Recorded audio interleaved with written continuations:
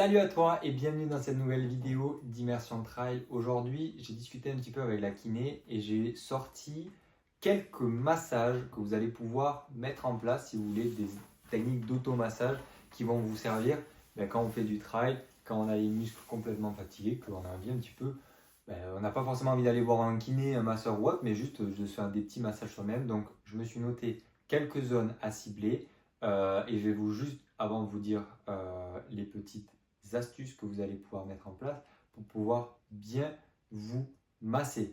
Ce que vous pouvez faire déjà, vous prenez un petit peu d'huile et pour vos massages, vous réalisez des petits cercles qui vont du bas vers le haut, qui vont toujours en direction du cœur.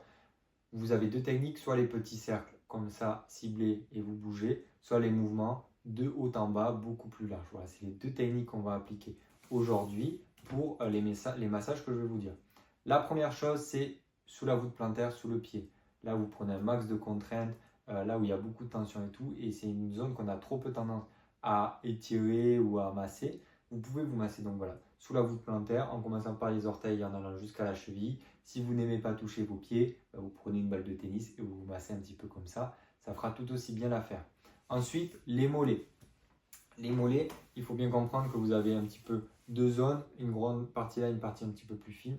Donc il ne faut pas hésiter à masser un petit peu au milieu de bas en haut et ensuite à faire des petits cercles sur la gauche et sur la partie un petit peu plus externe, des mouvements peut-être un peu plus larges de bas en haut. Et voilà, si vous appliquez ce que je vous ai dit, le but c'est toujours de drainer, des massages qu'on va appeler de drainants, qui vont vous permettre d'éliminer les déchets et de faire remonter tous ces déchets vers le cœur. Donc voilà, il faut faire circuler le sang, donc on fait monter tous les déchets, il faut visualiser ça en essayant de prendre le muscle et on le fait monter comme ça. Ensuite, on va avoir le releveur du pied qu'on va pouvoir masser. Donc pour ça, relevez le pied, vous voyez ce qui se tend et vous allez le masser comme ça, petit cercle, de bas en haut, c'est toujours la même technique, mais c'est un truc qu'on oublie un petit peu.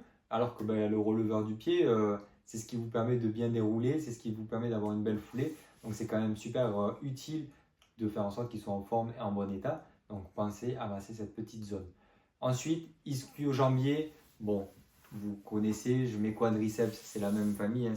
Donc quadriceps, pareil, hein, vous avez un petit peu deux grosses zones sur le dessus que vous allez pouvoir masser de bas en haut ou avec des petits cercles. Pour ce qui est de l'ischio-jambier, vous prenez vos deux mains et vous pouvez faire remonter tout ça vers le haut. On peut prendre aussi le TFL avec la bandelette iliotibiale, donc c'est ce qui vient sur l'extérieur de la jambe, ça part du genou, de l'extérieur du genou, et ça remonte jusqu'à la hanche. Donc vous prenez là et vous venez vous masser soit de bas en haut, comme ça en appuyant un petit peu, soit vous pouvez aussi venir légèrement décrocher, donc vous passez, vous pouvez, si vous le pouvez, mais sentir cette bandelette sur l'extérieur, vous venez légèrement soulever comme si vous voulez passer vos doigts en dessous, entre guillemets, mais voilà, pour la décrocher, si vous voulez, en gros, avec les déchets tout qui s'accumulent, la bandelette, elle reste comme un peu collée, et du coup, venir un peu décrocher tout ça pour venir continuer à drainer et bien masser ces bandelettes et éviter d'avoir tout ce qui peut être syndrome de l'essuie-glace, ce genre de choses qui sont trop connues. Et le dernier point, les fessiers. Ah ouais, masser vos fessiers. Alors c'est un petit peu compliqué de masser ses fessiers à la main. Ce que je peux vous conseiller, c'est de prendre un petit rouleau qui vous permettra de venir écraser vos fessiers et de venir du coup en écrasant les fessiers, on écrase les muscles et on vient comprimer le sang et on l'envoie vers le cœur pour faire en sorte d'éliminer tous ces déchets.